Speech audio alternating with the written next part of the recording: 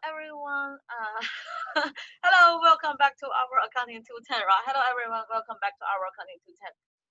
In this video, we continue with the chapter 9, the master budget. Last time we talked about the first learning objective, got the general idea. I mentioned that make sure you got this picture. We will review this picture one more time once we finish all the detailed budget. Today we learned the second learning objective, which is the operating budget, So let's go to this table one more time. Operating budget, one more time, it will give you the budgeted operating income, right? Income statement. So you have the sales, you have this production, you have operating, get your budgeted income statement. Okay, so now let's get started. Okay, let's get started. Larger. Okay, as you can see from the table or from the chart, the first budget you do is always our sales budget. So sales budget is always the first one. Sales budget is always the first one. Sorry, I'll make it. Okay, sorry about that. Sorry about that. Okay, so sales budget is always our first budget. You mean, how do we get our sales dollar amount, right? Very easy. It's always your budgeted number of units you will sell times the budgeted selling price gives you your total sales revenue. This is always the starting point of all the budget. So let's look at this example. We use this example all through this chapter. The tortilla company expected to sell 30,000 case and selling price is $20 per case. So our budgeted revenue will be 600,000. Not hard, right? Not hard. So you have this January, February, March. And then we also have this last column is our first quarter. So this is only for the first month. Your February, March will be very similar. First row is your budgeted cases you will sell. We said we predicted to have 30,000, and then we said our budgeted selling price is $20 each. So we get our budgeted sales revenue. So, that's too easy. Yeah, but I want to point out here is under that one you have a type of sales, and then remember when you do business, sometimes you sell with cash, sometimes you give customer a little bit of time to pay. Even for us, we also use credit card, right? When you buy things, you don't pay immediately. You have 30 days or you have some days to pay it off. For the business, it's the same.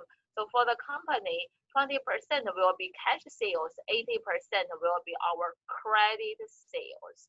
So we also have a notice. Out of this 600,000, 20% out of this 600, 20% is cash. 80% is credit, and then we get overall total is 600,000. Company expected 20% to be cash. So we have a terminology called collect on delivery. So you collect the cash when you deliver.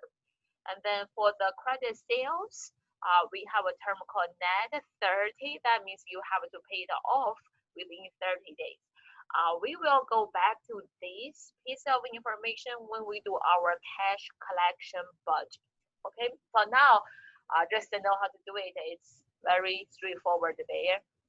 Okay, that's all for our sales budget. Nothing really hard. Now we go to kind of the first hard budget. We call it a production budget. I would say you definitely will have questions. For this production budget. You will say, this why I need to why on it's hard, right? Production is I think I will sell 300,000 units. I will sell 30,000 units. So I will just produce 30,000. Why I have to make so complicated? Because there is beginning balance and ending balance. That's the thing will make it a little bit tricky.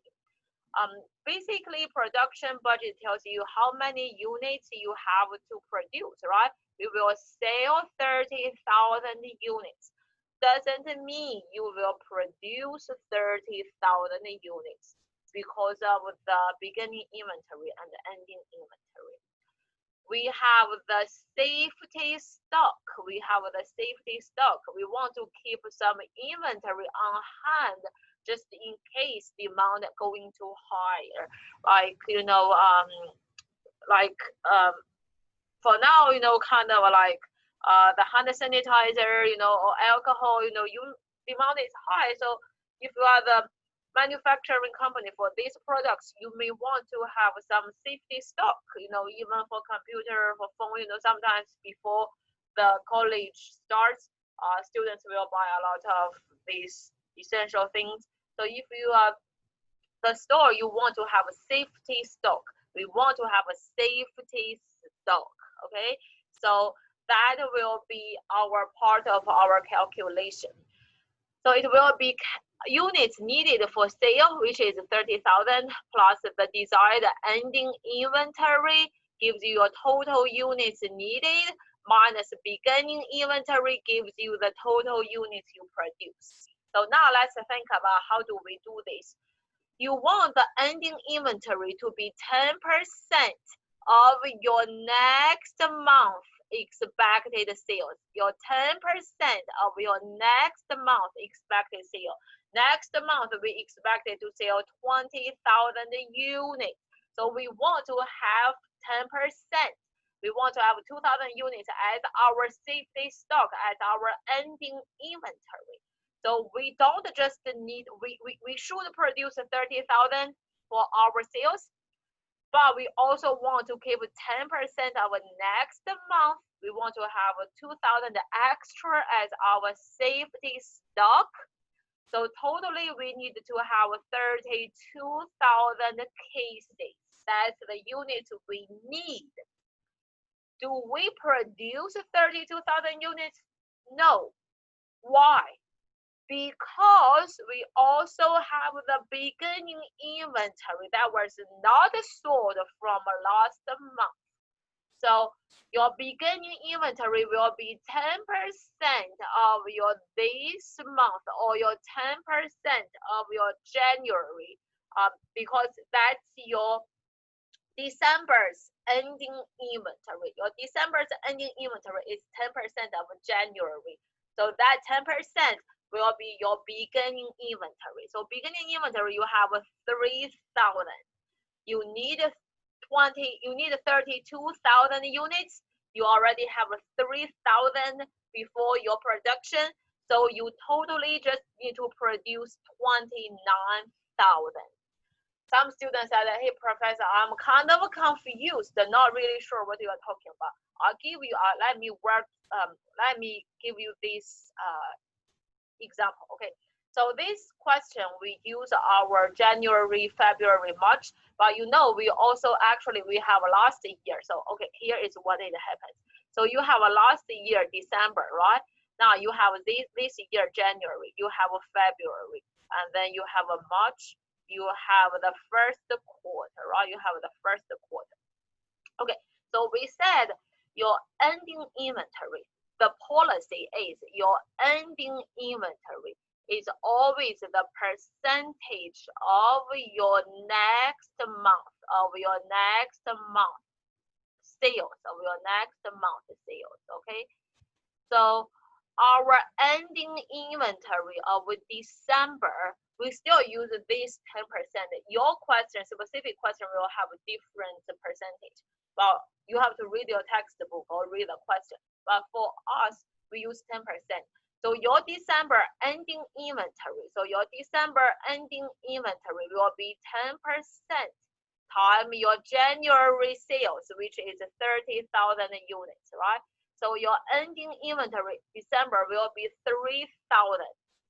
Your ending of December will be the beginning of your January. So your beginning of January will have 3,000. You need to sell 30,000, right? You need to sell 30,000. So let's see. Yeah, your beginning is 3,000. Your beginning is 3,000. Your sale is 30,000. And then we also have our ending for our January is 10% of next month.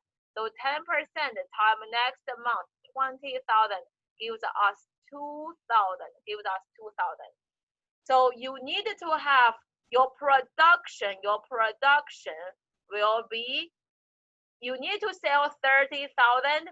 You also want to have 2,000 as your ending inventory. So you totally need 32,000. But you already have 3,000 as your beginning inventory. So your production will be 29,000, Okay, so this is how you do it. Your unit sales will be 30,000. You plus your ending inventory, So you have to add your ending inventory. That gives you your total needed.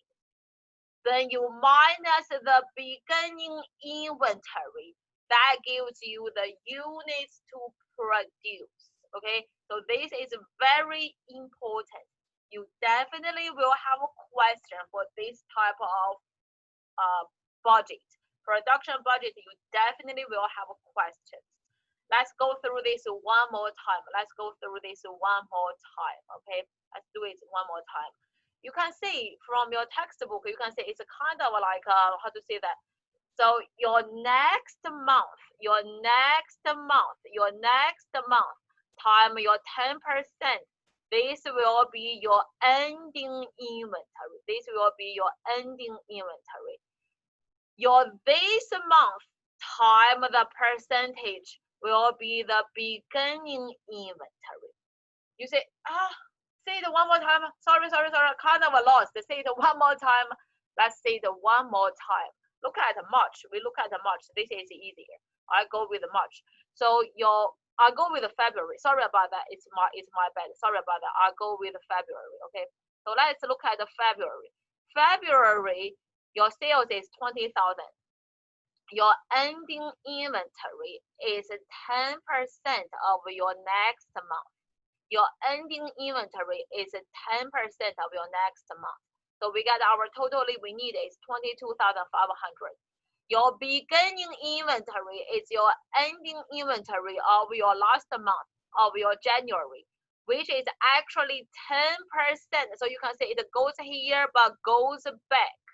So your 10% of your this month actually gives you your beginning inventory. If you do your own notes, I want you to write here with me. Okay, I want you to write here with me. Your next month sales, time the percentage gives you ending inventory, and you need to add this ending inventory. Your this month sales time the percentage gives you the beginning inventory, and you always need to subtract it. Make sure you write on this one and understand. Your next month time your percentage is your ending inventory. Your this month times the percentage is your beginning inventory, and you have to deduct the beginning inventory. Okay, I stop here. We are not done. We need to also think about the first quarter, but I'll leave that part to our next video. So this is very important. Let me know if you have any questions. Practice some, read your textbook, and email me if you have any questions. Thank you. I'll see you next time.